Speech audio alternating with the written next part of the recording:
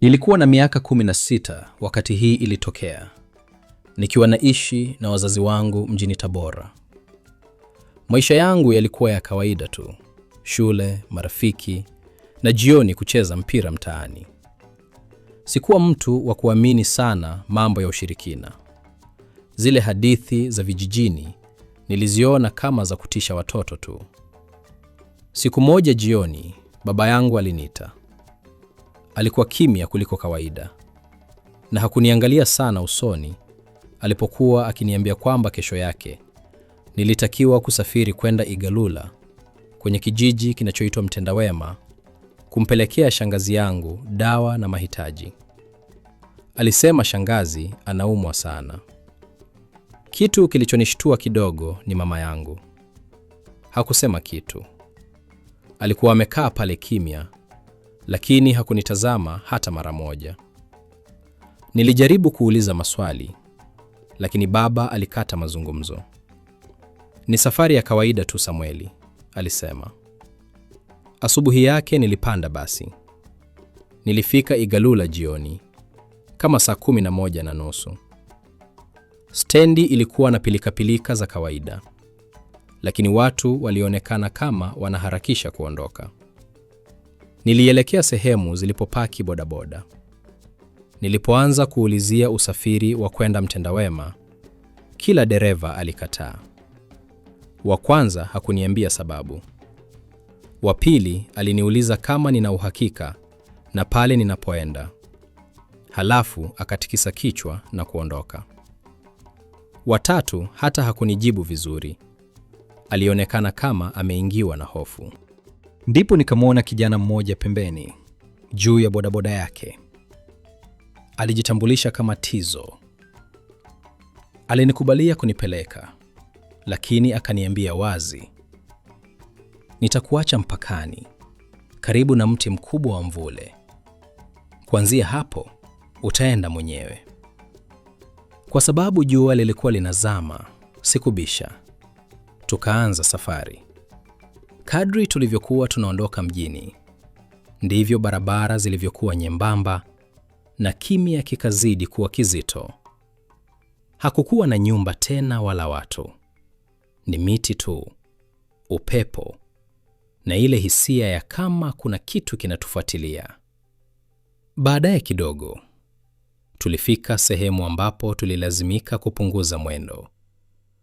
Kulikuwa na ng'ombe na mbuzi wamesimama katikati ya barabara. Tizo alipiga honi, lakini hawakuondoka. Aliwazunguka kidogo. Bado walibaki pale, kama wanatuzuia. Nilikuwa nimekaa nyuma, nikawaangalia. Kuna ng'ombe mmoja aligeuza kichwa chake polepole. Akanitazama moja kwa moja. Unaweza dhani na kutania, ila ninaapa kabisa. Yule ng'ombe alinitazama. Akafumba jicho moja kama akikonyeza. Halafu, kwa sekunde moja tu, kama akatabasamu. Nilipatwa na mshangao. Nikajaribu kuongea, lakini sauti haikutoka. Baada ya muda mfupi, wale wanyama waliondoka taratibu wenyewe, kama vile hakuna kilichokuwa kinawazuia tangu mwanzo. Tizo alikuwa kimya kabisa. Hatukuzungumza kuhusu ile hali. Tulipofika, niliuona ule mti. Mvule mkubwa sana, umesimama peke yake. Kulikuwa na baridi ya ajabu chini yake, tofauti na sehemu nyingine. Nilimpa Tizo simu yangu ili aandike namba yake. Nikamwambia nitampigiaje anifuate baada ya siku chache. Hakuzima hata injini vizuri. Aliniambia nifuate mwanga wa taa kwa mbali kuingia kijijini. Halafu akaondoka haraka. Nilianza kutembea. Kadri nilivyokuwa nasogea kijijini, ndivyo nilivyohisi mambo si ya kawaida. Hakukuwa na sauti za watoto, wala kuku, wala mbuzi. Na kijiji bila sauti hizo si kijiji. Nilipofika kwa shangazi, nilimkuta amelala. Alikuwa dhaifu sana, lakini aliponiona hakufurahi. Alinitazama kwa muda mrefu, halafu akauliza kwa sauti ya chini, "Wamekutuma wewe?" Sikulielewa lile swali. Usiku ule sikulala vizuri. Nilisikia watu wakitembea nje, lakini hatua zao zilikuwa nzito, pole pole, kama wanaburuza miguu. Asubuhi yake nilianza kuwaona wakazi wa pale. Walikuwa wachache, na wote walikuwa na kitu kimoja kinachofanana: macho yao. Hayakuwa na kitu. Waliniona, wakanitazama. Halafu mmoja akauliza, "Umefika salama, Samueli?" Sikuwahi kumwambia jina langu. Kabla sijajibu, mwingine alisema, "Amefika." Halafu mwingine pia, kwa sauti ile ile, kwa mpangilio ule ule, akasema, "Amefika." Hapo ndipo hofu ilianza kunipata kweli. Baadaye siku hiyo, nilimwona mtu mmoja pembeni ya kijiji. Nilipomtazama vizuri, niligundua kuwa nilikuwa namfahamu. Alikuwa ni kijana tuliyewahi kucheza naye mpira mjini Tabora miaka kadhaa nyuma. Alipotea ghafla siku moja. Watu wakasema amehamia kwa ndugu. Nilimuita jina lake. Aligeuka polepole. Akanitazama. Hakunitambua. Siku zilianza kupita. Nilijaribu kuondoka mara kadhaa, lakini kila nilipojaribu kufuata njia niliyokuja nayo, nilijikuta narudi pale pale kijijini, kama njia zilikuwa zinajifunga zenyewe. Na kila wakati kulikuwa na watu wamesimama tu, wakinitazama, wakisubiri. Usiku mmoja niliwaona nje ya dirisha. Wamesimama wote, wanatizama ndani. Hakuna aliyesema kitu, lakini kwa pamoja, karibu kwa wakati mmoja, waliinua vichwa vyao kidogo, kama wananisikia mawazo yangu. Nilikaa pale kwa zaidi ya wiki 2.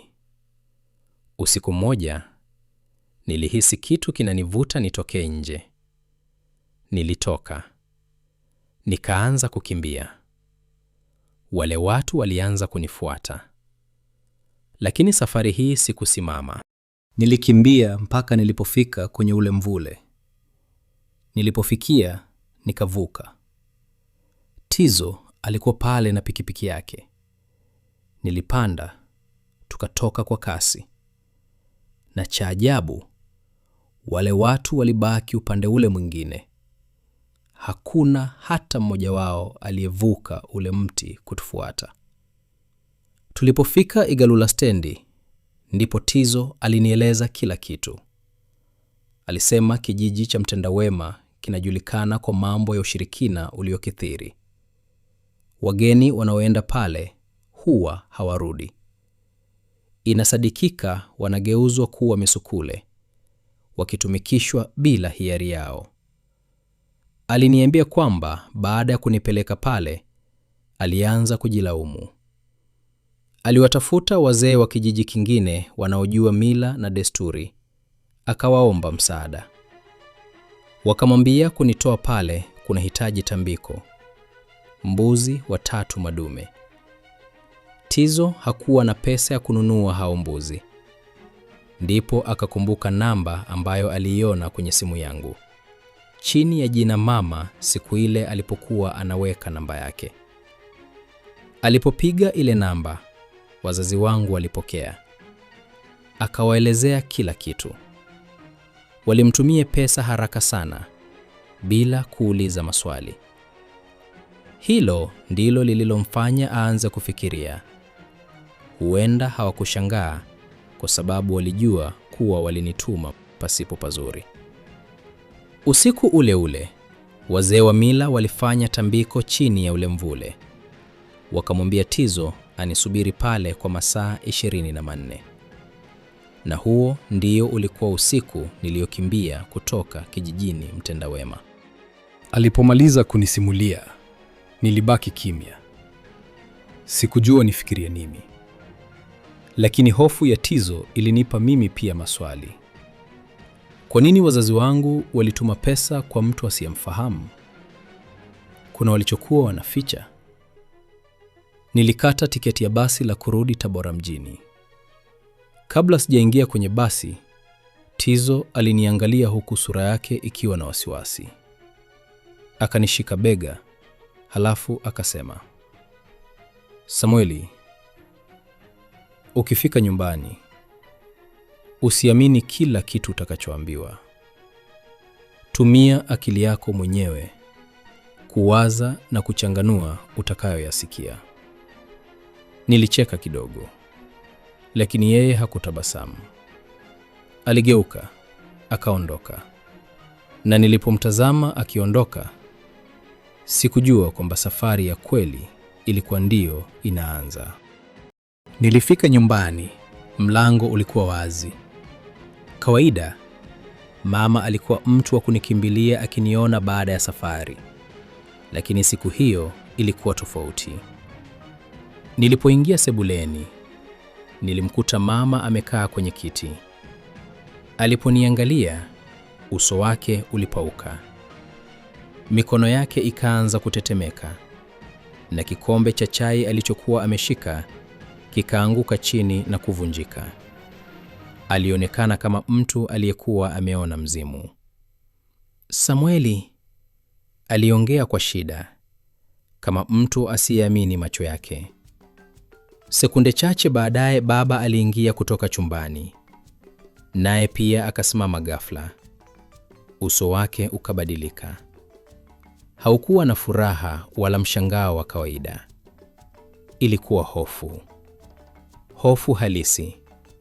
Kama mtu aliyekuwa anaona jambo lisilowezekana. Walinitazama kwa muda mrefu sana. Hakuna aliyekuja kunikumbatia wala kuniuliza safari ilikuwaje. Walinitazama tu. Jioni hiyo nilijaribu kuwaeleza kila kitu. Kuhusu watu wa Mtendawema. Kuhusu njia zilizokuwa zinajifunga. Kuhusu kijana aliyepotea. Kuhusu tambiko. Na kuhusu mvule. Lakini kadri nilivyoongea, ndivyo wazazi wangu walivyoonekana kutaka mazungumzo yale yaishe. Baba alisimama ghafla. Acha kuzungumzia mambo hayo. Lakini karibu nife. Acha. Alifoka kwa nguvu kiasi kwamba nilishtuka. Ilikuwa mara ya kwanza maishani mwangu kumwona baba akiwa na hofu. Si hasira. Hofu. Usiku huo sikulala. Nilikuwa na mawazo mengi na nilianza kujiuliza swali ambalo sikuwahi kutaka kujiuliza. Kwa nini walinituma kule? Kwa nini hawakushangaa Tizo alipowapigia? Kwa nini walituma pesa haraka sana? Na kwa nini walionekana kushtuka sana kuniona nimerudi? Wiki chache zilipita. Siku moja, nilikuwa natafuta kitabu kwenye kabati la baba. Nikakuta bahasha ya zamani. Ndani kulikuwa na picha. Picha iliyopigwa miaka mingi iliyopita. Kwenye hiyo picha alikuwa baba, mama na kijana ambaye sikumfahamu. Mvulana wa karibu miaka 17. Alifanana sana na mimi. Nyuma ya picha kulikuwa na maandishi. Daudi, 1998. Sikuwahi kusikia jina hilo. Sikuwahi kusikia wazazi wangu wakilitaja, wala sikuwahi kuona picha hiyo kabla. Usiku huo nilimuuliza mama. Aliposikia lile jina, uso wake ukabadilika. Usiulize kuhusu Daudi. Kwa nini? Kwa sababu alikufa. Alikufa lini? Alikuwa ni nani? Niliuliza haraka haraka. Mama akainuka na kuondoka bila kunijibu. Miezi mitatu ikapita. Maisha yakaendelea kama kawaida. Ila sikuwa na amani. Maana nilikuwa na maswali mengi ambayo wazazi wangu hawakuwa wazi kuyajibu. Sikuwa na waamini tena. Na kwa sababu nilikuwa bado shule, sikujua nifanye nini. Siku moja nilirudi nyumbani mapema kutoka shule. Nilimsikia baba akiongea na mtu sebuleni. Nikabaki nje ya mlango nikisikiliza. Hatukutarajia arudi. Baba alisema. Damu iliniganda. Tumefanya kila tulichoambiwa. Ndipo nikasikia sauti ya mzee nisiyemfahamu. Makubaliano hayajavunjika. Lakini amerudi. Basi mtu utadai kilicho chake. Kulikuwa na ukimya. Kisha sauti ile ikasema, Daudi alichukuliwa. Samueli alitaswa kuchukua nafasi yake. Miguu yangu ilianza kutetemeka. Sikusubiri kusikia kingine. Nilikimbia kutoka pale kabla hawajaniona. Na kwa mara ya kwanza maishani mwangu, nilianza kuwaogopa wazazi wangu. Kweli. Nilianza kufunga mlango wa chumba changu usiku. Nilianza kuficha kisu chini ya mto. Nilianza kula chakula kwa tahadhari. Kwa sababu sikuwa najua ni nani hasa niliyokuwa naishi naye. Wiki chache zikapita nikiishi kwa hofu kubwa. Sikupata usingizi vizuri, maana niliogopa wazazi wangu wangenidhuru nikiwa nimelala. Nilikuwa na wasiwasi muda wote, kiasi kwamba hata walimu na marafiki zangu shuleni walianza kuniuliza kama niko sawa. Sikumwambia mtu yeyote yanayonipata, maana sikuwa na uhakika kama kuna mtu ambaye angeniamini. Usiku mmoja nilishtuka kutoka usingizini, nikiwa natokwa jasho. Nilikuwa nimeota ndoto iliyokuwa kama ukweli. Kwenye ndoto, nilimuona mtu amesimama pembeni ya kitanda changu. Ilikuwa ni yule kijana wa kwenye picha, Daudi. Alikuwa amesimama pale, akinitazama. Halafu akasema, ondoka kabla hawajakutoa sadaka. Kisha nikaamka. Sikulala tena. Nilikaa kitandani nikifikiria, labda nimeota ndoto hiyo ya kutisha kwa sababu ya msongo wa mawazo. Ila ilikuwa ndoto tu. Sikufikiria kufanya chochote hadi kulipokucha. Nilipoinuka kutoka kitandani kuelekea msalani, macho yangu yakavutwa na kitu ambacho hakikuwa hapo kabla. Kwenye meza ndogo pembeni ya kitanda changu, kulikuwa na karatasi jeupe. Limeandikwa kwa mwandiko ambao sio wangu. Samueli, ondoka haraka kabla hawajakuangamiza. Usipoteze hata dakika moja. Muda ule ule nilifanya uamuzi. Nisingeendelea kuishi pale. Usiku ulipoingia nilifungua kabati langu. Nikachukua nguo chache, fedha nilizokuwa nimehifadhi na simu yangu. Nilisubiri mpaka wazazi wangu walipolala, nikatoka taratibu. Nilikimbia kuelekea njia kuu ya mabasi. Nilipanda basi la kwanza nililoliona. Nilimpa pesa kondakta, akanikatia tiketi. Hata sikuangalia iliyoandikwa. Nilitembea hadi mwisho wa basi, nikakaa nyuma kabisa. Mikono ilikuwa ikitetemeka, moyo ukidunda. Basi lilitembea kwa dakika kadhaa. Nilipoona mji wa Tabora hauonekani tena, nilishusha pumzi. Ndipo nilipoangalia tiketi yangu na kutambua nilikokuwa naenda. Arusha. Sikuwahi kupanga kwenda huko. Mara simu yangu ikatoa mlio wa meseji. Roho ikanidunda. Nikajisemea kwamba nikifika tu Arusha, nitabadilisha namba yangu ya simu. Nilipoifungua meseji, ilikuwa kutoka kwa Tizo. Iliandikwa, kuwa mwangalifu. Wale wazee wa jadi wamesema, huu utakuwa mwezi mgumu sana kwako. Wamenisisitiza nikutumie huu ujumbe.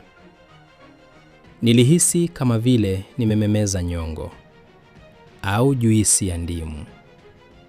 Sikuweza kupumua vizuri na kidogo nizimie. Wakati ule sikujua kilichokuwa kinanitokea, lakini sasa ninafahamu kwamba nilikuwa nimepigwa na kitu kinachoitwa panic attack. Nilifumba macho, nikiendelea kusikiliza mungurumo wa basi. Sikujua kama kuondoka Tabora kungeweza kuniokoa, au kama miujiza ya mtendawema ingeendelea kunifuata. Ila nilijua tu kitu kimoja: afadhali nikabiliane na majanga peke yangu kuliko kurudi nyumbani, mahali nilipozungukwa na wazazi nisiowaamini. Nilivuta pumzi ndefu, kisha nikapumua, nikidhani kwamba kwa mara ya kwanza nilikuwa salama. Kumbe kulikuwa na baadhi ya nguvu ambazo huwezi kuzikimbia. Leo hii navyokusimulia, kila nikikumbuka ile safari, ndipo naelewa maana ya msemo wa wahenga: nguvu za tunguri hazivuki bahari. Labda kama ningepewa nafasi ya kurudia siku ile, nisingeenda Arusha, ningekimbilia Unguja. Nilifika Arusha asubuhi na mapema, nikiwa nimechoka sana. Nilikuwa na nguo chache tu kwenye begi, simu yenye chaji kidogo, na pesa ambazo nilijua zingeweza kunitosha kwa siku chache tu. Kwa kweli, nilihisi niko peke yangu kabisa duniani. Lakini angalau sasa nilikuwa mbali na Tabora, mbali na wazazi wangu, na mbali na kijiji cha mtendawema. Nilizunguka karibu na stendi kuu kwa saa kadhaa, nikiulizia kazi na sehemu ya kulala. Watu wengi walinipuuza na kuendelea na shughuli zao. Wengine walinitazama tu, kana kwamba walidhani mimi ni mwizi au mtoto wa mitaani. Jioni ilipoanza kukaribia, wasiwasi ukaanza kunipanda. Pesa nilizokuwa nazo hazingenitosha hata kwa wiki moja. Nilitembea mtaa wa pili kutoka stendi, ndipo nilipoona kibao kidogo pembeni ya barabara kilichoandikwa Kimambo Guest House. Ilikuwa nyumba ya vyumba 5 tu, na ilionekana ya zamani kiasi. Niliingia ndani, nikamkuta mmiliki akiwa mapokezi.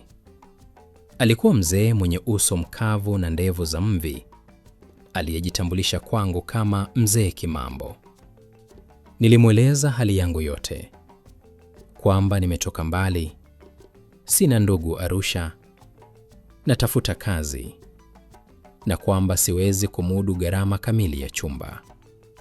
Halafu nikamuuliza, nikifanya kazi za usafi na kazi nyingine za hapa, unaweza kunipunguzia gharama? Mzee Kimambo alitazama kwa muda mrefu, kisha akatikisa kichwa na kusema, hapana, hii siyo taasisi ya kusaidia watoto wa mitaani. Nilihisi matumaini yangu yote ya kupata mahali pa kufikia yakianza kutoweka. Lakini kabla sijaondoka, mwanamke mmoja alitoka ndani. Alikuwa mtu mzima wa karibu miaka 60, mwenye macho tulivu yaliyojaa busara. Alijitambulisha kama Mama Kimambo. Alinitazama kwa muda mrefu sana, kiasi kwamba nilianza kujisikia vibaya. Hatimaye akamgeukia mume wake na kusema, mtoto huyu amebeba huzuni kubwa.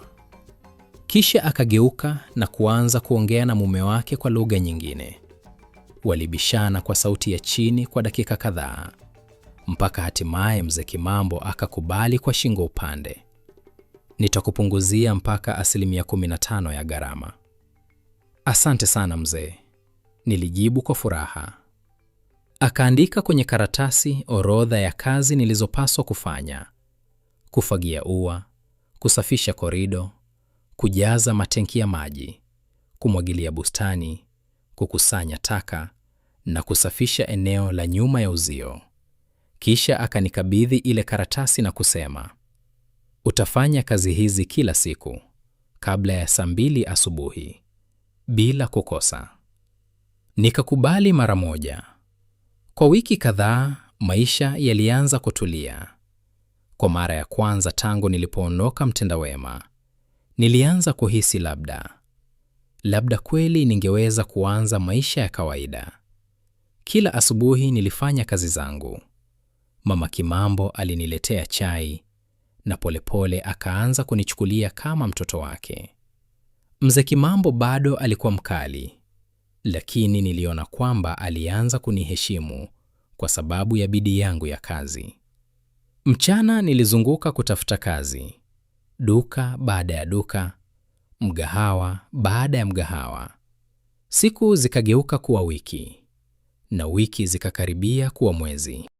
Mpaka siku moja nilipopata kazi katika mgahawa mdogo karibu na stendi ya daladala yenye shughuli nyingi. Pale kulikuwa na kelele muda wote. Madereva, abiria, wachuzi na wapiga debe. Hakukuwa na utulivu hata kwa dakika moja. Mmiliki alinipa kazi ya kuosha vyombo. Mshahara haukuwa mkubwa, lakini nilifurahi na kushukuru.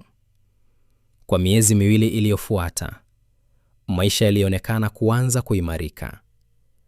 Nilianza kuweka akiba kidogo. Nikaanza kutabasamu tena. Na taratibu nikaanza kuamini kwamba nilikuwa nimekwepa kila kitu kilichokuwa kimenikuta Tabora. Lakini usiku mmoja, nilisikia mtu akigonga dirisha la chumba changu. Nilipoangalia nje, hakukuwa na mtu. Usiku uliofuata, ilitokea tena. Safari hii, dirisha liligongwa kwa muda mrefu zaidi. Nilichukua tochi yangu na kuangaza nje.